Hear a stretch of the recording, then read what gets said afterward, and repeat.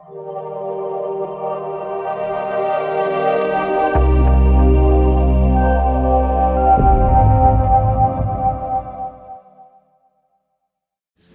jour dédié pour l'élévation de l'âme de Rachel Bat Mazal Tov. Ok, cours numéro 2 sur Shovavim. Donc je rappelle, Shovavim sont les 6 semaines qui commencent aujourd'hui, dimanche 15 janvier, 17 Tammuz, 17 Tevet, pardon, et on a 1 mois et demi, 6 semaines de réparation des péchés sexuels, notamment principalement Zera al-Batala. Al-Batala, la semence en vin. Comment répare-t-on cela? On va en parler durant ces cours-là. Je vais dire une série de cours là-dessus. En attendant, vu que ça a déjà commencé, qu'il faut commencer déjà à faire ce qu'on peut faire, il est bien de rajouter dans la prière, dans la bracha, Teka b'shofar gadol leharutenu. Vesanes, Teka b'shofar gadol. Ça signifie sonne dans le grand chauffard, leharutenu pour notre libération. Vesanes, tend l'étendard, Vesanes le kabetz galiotenu, pour réunir tous nos exils. Comment c'est la suite? Vesanes le kabetz galiotenu, le kabetzenu yachad ma'arba kanfot haaretz, le kabetzenu, et réunis-nous yachad, ensemble, des 4 coins de la terre. Il y a un nom de Dieu qui est le nom de Dieu qui permet de justement réparer Zera al-Batala. Qu'est-ce qui se passe quand je fais Zera al-Batala? On a parlé l'autre jour. Je prends des étincelles de vie divine de mon âme que je donne aux côtés de la mort. Et donc je donne vie à la mort. Pour réparer cela, il faut faire tchouva. Et quand je fais tchouva, je reprends mon étincelle de vie et la mort, elle meurt. C'est pour ça qu'elle n'est pas contente. C'est comme si pendant des années, elle m'a fait voir toutes choses interdites. Baruch Hashem, je faisais Zera al-Batala, elle est toute contente, elle a son coffre-fort plein de parties de Neshamot. Et moi, je fais tchouva, et lui rentre le soir, il ouvre son coffre-fort, il voit le coffre-fort qui a été dévalisé, il n'y a plus rien. Il est comme un fou. Qui est responsable? Lui, il a fait tchouva. Il va venir nous attaquer. Donc il y a une bagarre. Le balai de tchouva, pourquoi les balais de tchouva, ils sont à un niveau qu'aucun tzaddik parfait ne peut accéder? Parce qu'ils sont en confrontation avec le Yetzer Hara. Le Yetzer Hara se bat pour les faire retomber. Parce que une fois que tu as donné dans le mal, tu l'appartiens déjà un peu. Et quand tu as repris ce qu'il t'avait pris, il veut le reprendre aussi. Donc il y a une bagarre. Donc on est en effort, en confrontation avec le mal. Alors quand on dit cette bracha, ramène-nous des 4 coins de la terre. Ça veut dire ramène en fait des étincelles de sainteté qui nous appartiennent des 4 endroits, des 4 coins de la terre. Comme je l'ai dit la dernière fois, on est parti en exil, sur place, pour ramener les morceaux d'âme qui nous appartenaient. C'est pour ça que le peuple d'Israël a été diffusé, disséminé sur la terre entière, pour cela qu'il a été aussi, il a dû passer de pays en pays. On ne reste pas longtemps dans le même pays. Chacun de vous, s'il se prend son histoire des 2 dernières 1000 ans, est passé au moins par 10 pays, minimum. D'accord? Parce qu'il fallait passer dans tous ces pays pour reprendre des étincelles de sainteté. Cette bracha correspond à cela. Ramène nos exilés, ramène nos parties d'étincelles qui sont exilées. Le nom qui fait cette opération-là, le nom de Dieu qui nous aide à faire cela, est un nom de Dieu qu'on ne peut pas prononcer, ce sont 3 lettres. Chet, et puis Bet, et puis Vav. C'est la Rachet Tevot, ce sont les initiales des mots qu'on trouve dans cette bracha. Le kabetzenu yachad, le chet de yachad, c'est pas initial en fait, c'est pas initial. Yachad, mais arba, le chet de yachad, vous pensez ça quand on dit cette bracha. Vous pensez yachad, le chet de yachad, mais arba, le bet de arba, kanfot, le vav de kanfot, c'est un truc de mystique juif, de Kabbalah. Tu penses ces 3 lettres dans ces 3 mots.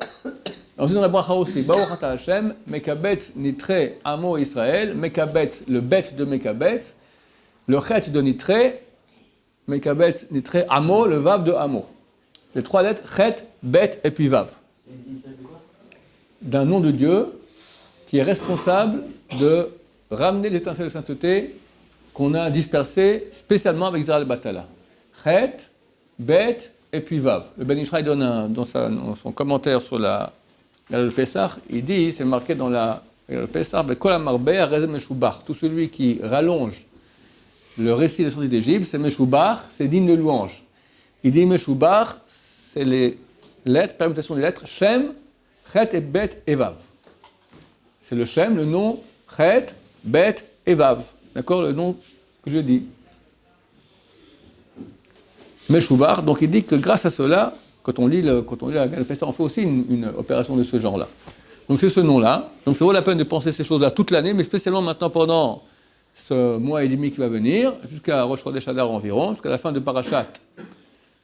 La semaine de Parashat Mishpatim, jusqu'à Mishpatim, d'accord, jusqu'à la Mishpatim, jusqu'à samedi soir de Mishpatim, on est dans le Shovavim. Jusqu'à ce moment-là, ça vaut la peine, et toute l'année, mais spécialement durant cette période-là, de penser ce nom quand on dit cette bracha. De même, on peut intercaler dans cette bracha une prière. On dit comme ça, on dit Yarasum lefanecha Hashem Elokeinu ve'Elokei avotenu. Et cette prière, elle est marquée dans le Sidurim. Chaque goutte qui est sortie de moi de façon interdite, que ce soit comme ci, comme ça, toutes sortes de façons écrites là-bas, que tout revienne à sa source, qu'il n'y ait aucune exception, que rien ne reste abandonné, tout revienne à sa source, grâce au nom, et on dit le nom, le nom qui sort de Rachet Evot, le nom qui sort des initiales, c'est la source de ce nom-là. C'est un verset de Michée, si je ne me trompe pas, Chail, Bala, Vaikienu. Chail, une puissance, Bala, il a avalé, Vaikienu, il a vomi. Qui a avalé une puissance qui doit vomir? Le mal. Quand quelqu'un fait Zera la Batala, il a donné au mal sa puissance. Donc le mal, maintenant, il a plein de puissance. On veut qu'il la vomisse. Ce nom qui permet de faire cela, c'est ce nom Chet, Bet et puis Vav, qui vient des initiales du verset Chail, Bala, Vaikienu. Donc on est dans la prière, grâce au nom sortant des initiales Chail, Vaikienu, fait que toutes les étincelles reviennent. Et après, on dit Baruch Ata Hashem, Mekabes Yitra Amo Israël. Ok, ça vaut la peine, c'est dans la majorité des Sidurim, cette phrase se trouve imprimée. C'est la parole maintenant pour le dire dès aujourd'hui, dès ce soir, dites-le à toutes les prières, comme ça, sera cette action qui est très conseillée. On peut le dire toute l'année aussi? On peut le dire toute l'année. Alors, M. on dit que c'est bien de le dire 2 prières sur 3, pour pas que ça devienne une partie intégrante de la prière qui est instituée par Chazal. 2 sur 3, c'est bon. Une sur 3, on ne doit pas le faire. De peur que ça devienne, si tu fais, ça devient après une habitude, tu fais toute l'année, ça devient maintenant une partie, de peur que ça devienne comme si c'était une partie intégrante de la prière. Ce n'est pas une partie intégrante de la prière, c'est un rajout. Alors pour que ça reste comme statut de rajout, alors on le dit pas toujours, une fois sur 3, on le dira pas. Ok, ça c'est des trucs de prière. Maintenant, l'essentiel du travail maintenant, c'est quoi, messieurs? Qu'est-ce que tu as dit? Teshuva. La Teshuva commence par quoi? Par au moins arrêter de regarder, arrêter de pécher. Maintenant, quelle est la source du péché? Pourquoi t'as envie de pécher? Les yeux. Tout commence par les yeux. Et c'est la bataille la plus dure qu'il y a, c'est la bataille de la fin des temps. Effectivement, avec les petits appareils horribles que le SRA a créés, qui permettent, appuyant sur un petit bouton, de tomber en enfer directement. Brûler sa neshama en quelques secondes. Brûler sa neshama. J'ai un rave, un grand tzaddik que j'étudie une fois par semaine, il a dit, on n'a pas encore découvert le savon qui permet d'enlever les images qu'on a vues, les images interdites qu'on a vues durant sa vie. Il n'existe pas ce savon. C'est terrible. Pour quelques minutes de bêtises, tu regrettes toute ta vie. Et c'est pas qu'en ayant vu cela, tu es satisfait. Tu es assoiffé. Plus t'en as, plus t'en veux. Plus t'en as, plus t'en veux. Tu deviens addicté. Tu deviens malade. C'est une vraie addiction. Il y a un site dont je recommande pas du tout d'aller sur Internet, celui du malheureux qui a déjà Internet, même qui regarde lava.fr, c'est un malheureux. Il y a un site qui s'appelle Guard Your Eyes, faites attention à vos yeux. Un site extraordinaire, fantastique, qui donne des méthodes de travail pour faire attention à ses yeux. Et ceux qui sont déjà addictés, j'ai parlé au patron de Guard Your Eyes, de la section française. C'est un type qui était addicté aux films porno. Un chassid, un type religieux. Si c'était un Baal Tshuva ou pas, en tout cas, il y avait des périodes comme ça. Religieux. 6 ou 7 enfants. Et il vit religieusement, tout va bien. Mais cette addiction-là, il n'arrive pas à s'arrêter. Marié. Sa femme ne savait pas, évidemment. Et un beau jour, elle découvre le pot rose. Elle lui dit « Get miyad », « Get immédiatement ». Je me marie avec un tordu, un désaxé, un obsédé, fiche le camp. Il me raconte tout ça, le monsieur. C'était la fête de Sukkot. Lui, il s'est dit, c'est génial, je pars à Las Vegas, tous mes fantasmes, je vais m'éclater, j'arrête tout, voilà. La vie est belle. Après 2-3 jours, elle lui dit, écoute, finis au moins Sukkot, et après tu fiches le camp. On est avec la fête des enfants. En train de s'est renseigné, elle est tombée sur le site Guard Your Eyes. Elle lui dit, tiens, regarde ça. Elle lui voit ça. Il a commencé à pratiquer la méthode de travail, et il m'a dit, c'est pas un Yetzer Hara. Celui qui est addicté au film porno, c'est pas du Yetzer Hara, ça sert à rien de lui faire tout le moussard du monde, il peut pas, c'est une addiction. Une addiction, il faut une thérapie. C'est une addiction. Comme ils font à la drogue, va dire à un drogué, fais du moussard. Il faut pas, c'est Yetzer Hara, tire en enfer, machin. Tu l'enfonces encore plus, ça sert simplement à rien. Alors de même qu'il y a des thérapies pour les addictés à la drogue, les addictés à l'alcool, il y a aussi une thérapie pour les addictés au film porno. Et ça marche. Le monsieur aujourd'hui, il est complètement propre et il gère. Les gens l'appellent, ceux qui sont intéressés, ils m'appellent, je lui donne le téléphone, il appelle, et ils font du travail ensemble et il est guéri. Il n'y a pas de Yetzer Hara de ça, c'est une addiction. Ça commence avec Yetzer Hara, mais une fois que tu t'es attaché, c'est terrible. Comme il y a alcoolique anonyme, s'appelle AA. Tu as AD, c'est pour les anonymes drogue, et tu as AS, anonyme sexe. Ceux qui sont intéressés, donnent le numéro de téléphone, d'accord, qu'il faut appeler. Il y a 2 numéros aujourd'hui, francophones, ici à Jérusalem. Lui, il a fait le programme, après il est passé chef. Lui, voilà, il a travaillé, il s'est guéri complètement, il travaillait avec une équipe israélienne, il s'est complètement guéri, et il a dit, c'est dommage qu'on ne fasse pas en français, il a commencé à diriger aussi les Français, et voilà. Mais là, il parle de film, il ne parle pas de formation. Hein? Il parle de film, il ne parle pas de... Ouais, effectivement. Il parle de films. Je ne sais pas si pour les femmes aussi, il y a la même méthode. Je pense que ce n'est pas trop différent. C'est pas trop éloigné des méthodes de désintoxication de drogue et d'alcool. Parce que c'est une addiction. Addiction. C'est qu'au film ou par rapport aussi aux yeux en général?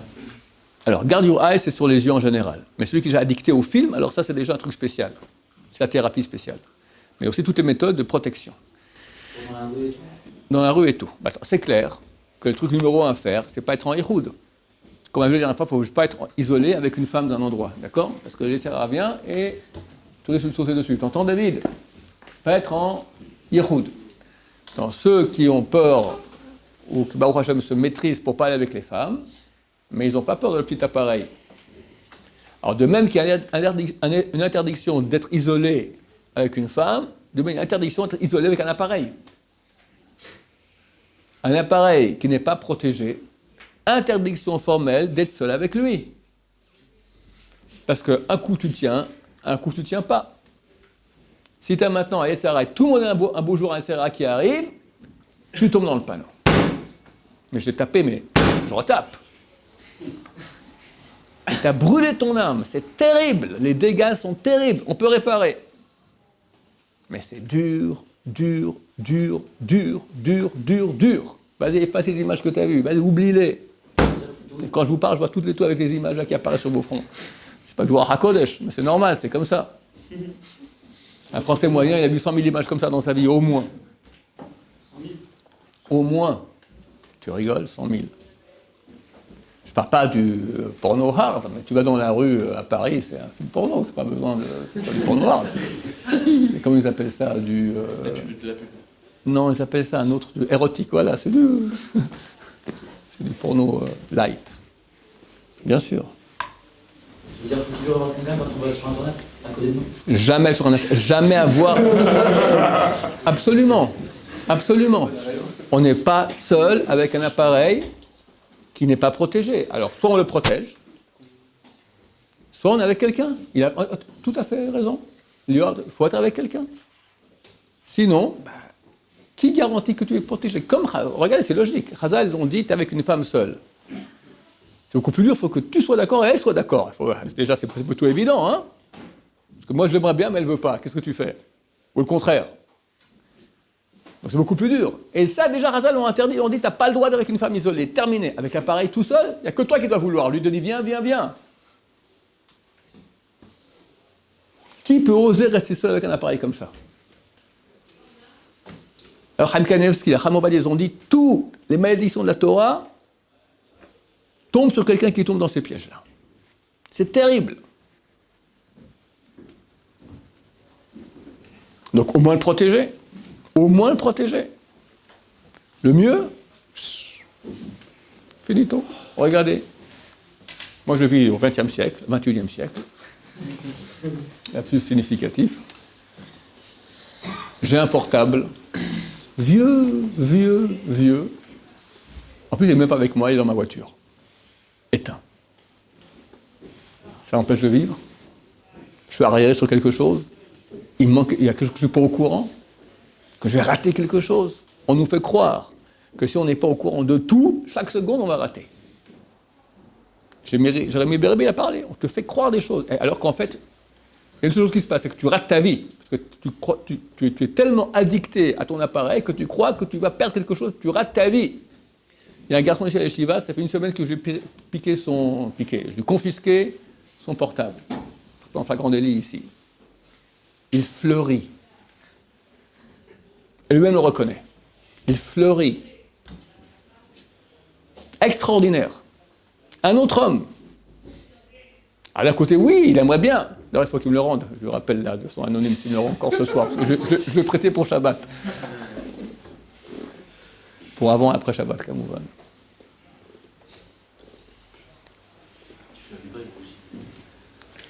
Donc les yeux. Cette bataille qui est tellement importante, le Sarah a créé pour la fin des temps, avant que Mashiach vienne, ces appareils-là.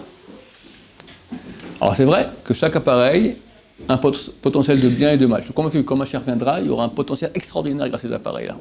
Mashiach pourra parler à nous tous en direct, sur WhatsApp, comme ça on appelle, d'accord. Sur Skype, il y aura un écran géant, sur Plasma, chacun dans sa chambre, avec Mashiach, on aura un cours spécial, Be'ezrat Hashem. On n'aura même pas besoin de ça, qu'on pourra le faire en télépathie. Donc c'est certain qu'il y a du bien. Ou c'est vrai qu'on peut diffuser beaucoup de Torah, mais le piège qu'il y a à côté, l'humanité aujourd'hui, elle est complètement détruite à cause de ça. Et quelqu'un qui a dicté au porno, c'est fini. Là-bas dans ce site, j'ai pas eu le temps de bien regarder, mais ceux qui ont... Ils montrent des études. Les gens sont ravagés au niveau des neurones. Ça fait des dégâts graves. Alors, oublions, c'est plus pour nous maintenant, les films porno. Mais dans la rue, même ici à Ramot Dalet, une fille de Sanoua, pudique, tu la regardes, comme un homme regarde une femme. Moi, quand il y a une femme qui passe, je ne regarde pas les femmes, je regarde les hommes. C'est passionnant. Tic, tic, tic, tic.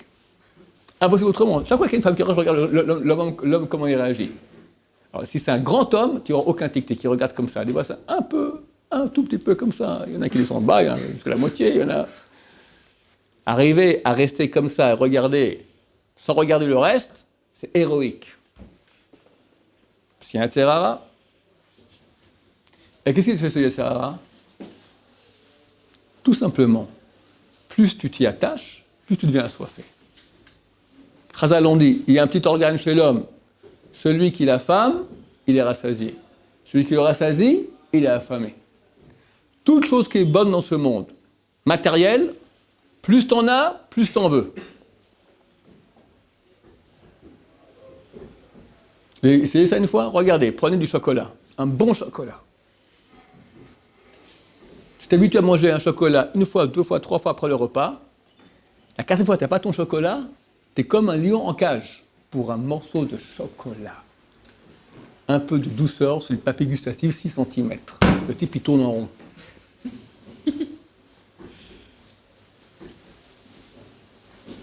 Le vin, la boisson, la drogue, j'en parle pas.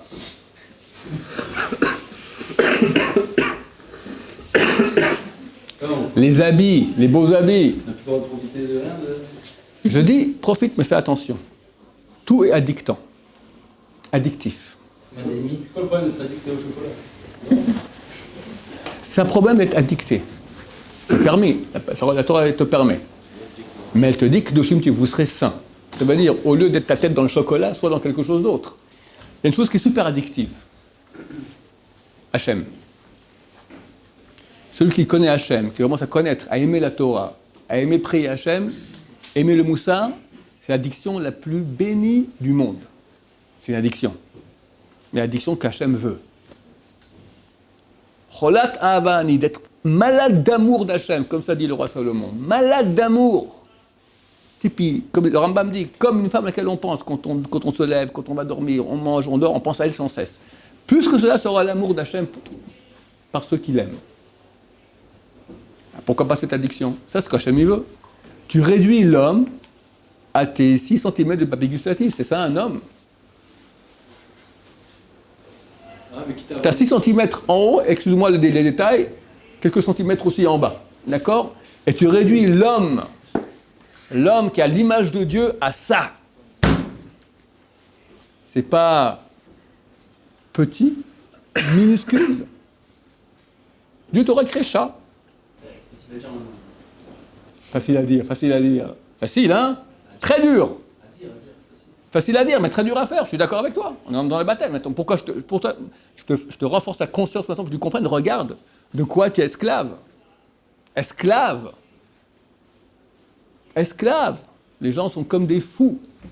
Encore un petit truc à voir, encore un petit truc à l'échouiller.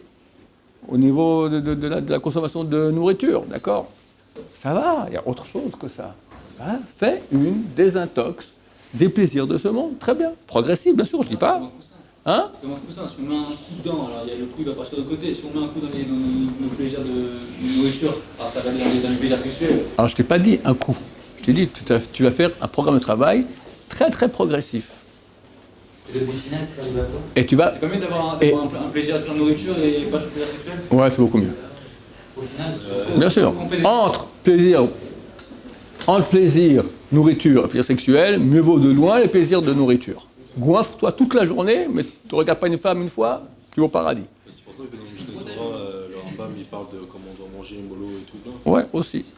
et le but final, Même non cachère. Mange du porc, c'est 1 million de fois moins grave que toucher une fille une fois. Toucher, ça veut dire un bisou. Ben oui. Faire un bisou à une femme, mieux vaut se faire tuer plutôt que transgresser. Vous n'êtes pas au courant de ça? Vous débarquez, on dirait. Mange du porc le jour de Kippour, en faisant les braises, d'accord? Tous les interdits possibles imaginables. Un Kippour qui tombe un jour de Shabbat, que tu égorges le porc avec tes dents, et tu fais le feu, et tu le manges, et qu'est-ce que j'en sais moi, avec des scorpions, d'accord? Avec la bracha les batala, et bien Birkat Hamazon dessus, il ne faut même pas le faire. Tu dis ou ça, ou une bise à une femme, ça! Parce que la Torah elle a dit, mieux vaut se faire tuer que de transgresser l'interdit de contact physique avec une femme. C'est dur, hein? Mais chez nous, tout est à l'envers. Le Ferraille se bat avec nous. Le porc, là, il se tord jamais. Une fille, bah ouais, j'ai ma copine, quoi. Est-ce que c'est facile, voilà, c'est quand on est marié Hein ou c'est facile de pas manger, je sais pas. Quoi, marié, pas marié? Quand on n'est pas marié. Une femme mariée ou pas mariée? Non, nous quand on n'est pas marié. En célibataire ou quand on est marié, c'est pas la même chose. Change rien. C'est abusé, Change rien. vraiment. Tu peux. C'est abusé? Tu peux. Regarde ce qui se passe dans le monde. La question très bonne question de Shai. C'est abusé. C'est vrai que ça a l'air un peu. Alors, je vais refaire le cours que je fais toujours. J'en ai fait 10 000 fois, je vais le refaire maintenant. Je ne vais pas poser la question ici, dans la salle. Combien d'enfants sont fils de divorcés? Il y en a beaucoup. Il y en a beaucoup, beaucoup, beaucoup. Un temps, je disais moitié. Aujourd'hui, c'est fini. Il y a bien plus de divorcés que de mariés.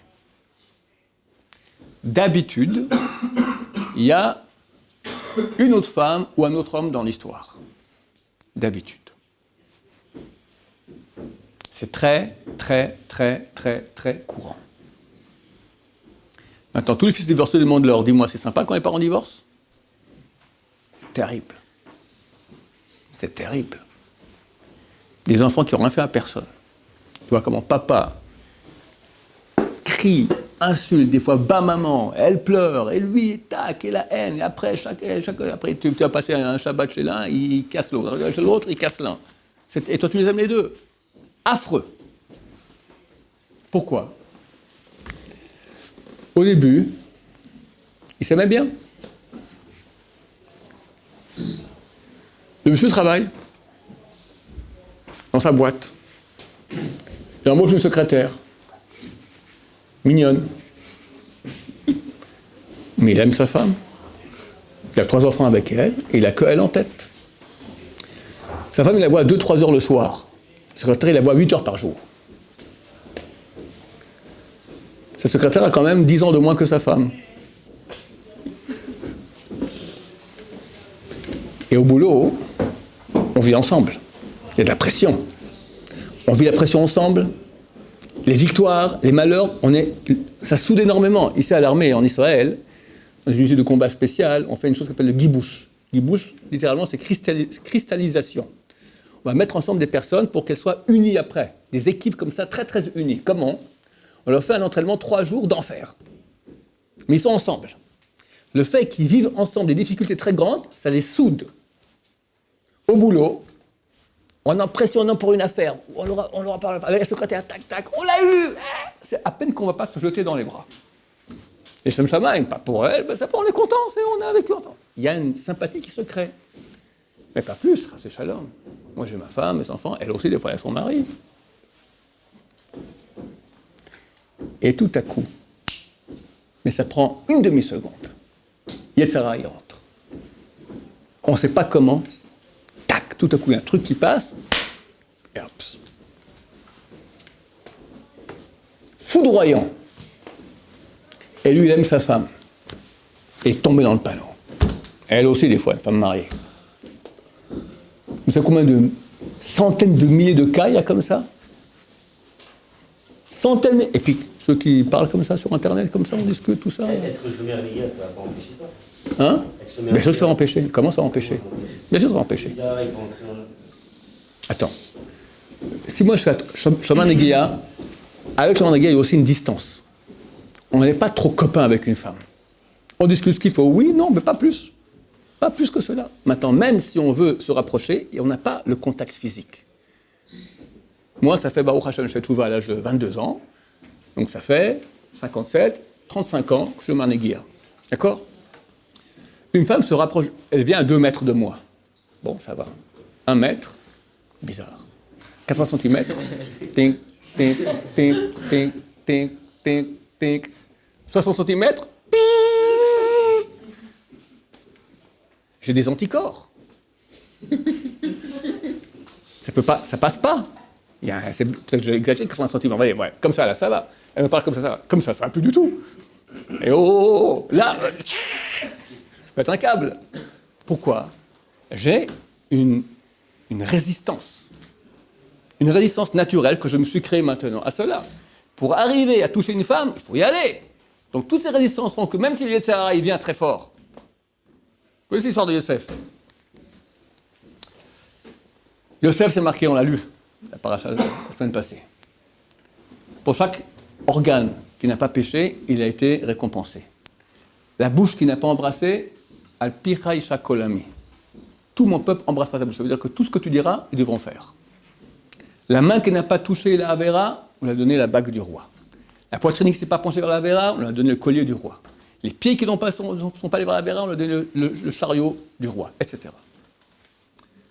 Le Midrash continue, il dit Vayar hayam vayanos. La mer, elle a vu et elle a fui. Qu'est-ce qu'elle a vu? Dit Chazal, elle a vu le cercle de Yosef. Parce que Moshe Rabbeinu sort d'Égypte, il prend avec lui le cercle de Yosef. Ils arrivent au bord de la mer Rouge, elle voit le cercle de Yosef, elle part en courant.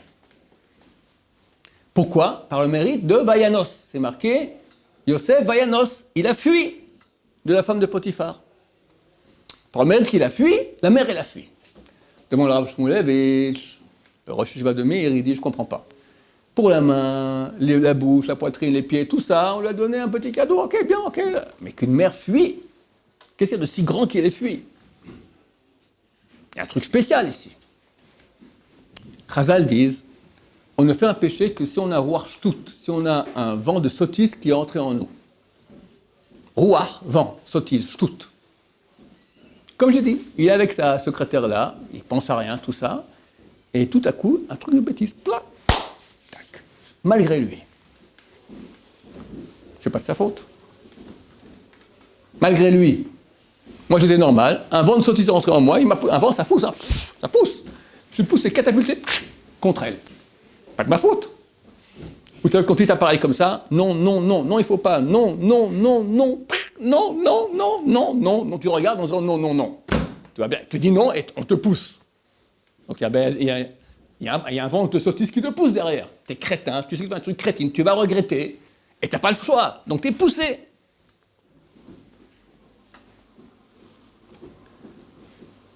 S'il y a un grand trou, un précipice, très beau, regarde, très joli, très beau panorama. Il y a un grand panneau dessus. Attention, vent soudain, une intensité de 300 km/h. Qu'est-ce que tu fais? Tu te mets au bord du trou pour regarder, tu dis, il n'y a rien, il n'y a aucun vent. On t'a dit, il y a des vents soudains. Quelqu'un qui se balade au bord du trou, il se met en danger. Parce que si un vent soudain vient et le souffle, il tombe. Qu'est-ce qu'il doit faire? Il se met à 100 mètres du trou, à 1000 mètres du trou. Il peut venir tous les vents du monde, il ne tombera pas dans le trou. Yosef, il est près de la femme de Potiphar. Elle a pris son habit. Il lui a dit, fais la barre avec moi. Il lui a dit non. Qu'est-ce qu'il fait? Il fuit. Mais mon cher ami, tu as laissé l'habit dans ses mains. Elle va après regarder. Il a voulu me violer. Elle a un alibi. Qu'est-ce qu'il aurait dû faire? Il reste une seconde de plus. Il est fort. Il lui prend l'habit, tac, et il part. Une demi-seconde. Il se dit, moi je maîtrise la situation, mais je suis au bord du trou. S'il y a un vent soudain, un vent de sottise, qui vient maintenant et qui pousse à faire l'avérage, je tombe dans le panneau. Je maîtrise. Mais on ne sait jamais, je ne prends aucun risque. Et il fuit. En laissant l'habit dans les mains de Madame Potiphar, et à cause de ça, il va 12 ans en tôle. Pardon, à perpète. C'est pas qu'il se sortira après 12 ans. À perpète. Ça va, une demi-seconde, t'aurais gagné tout. Elle leur a dit, aucune preuve, elle répond n'importe quoi.